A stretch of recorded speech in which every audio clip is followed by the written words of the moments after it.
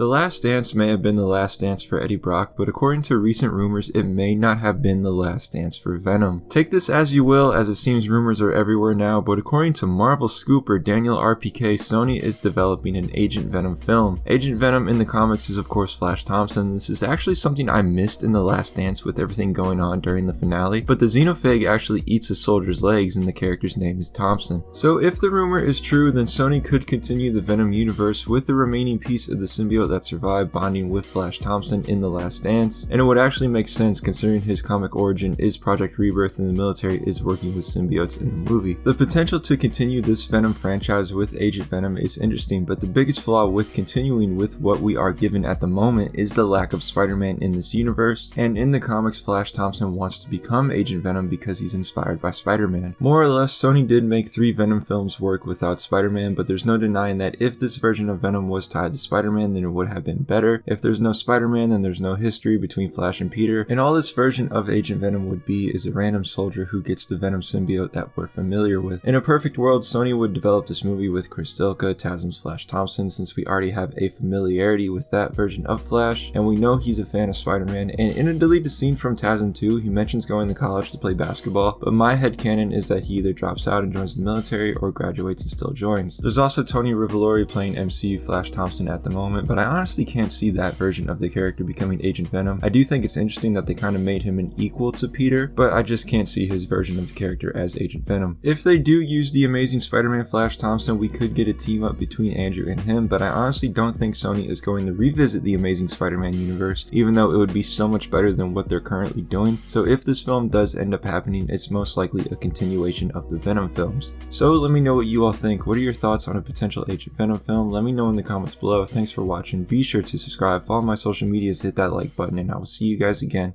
in my next video.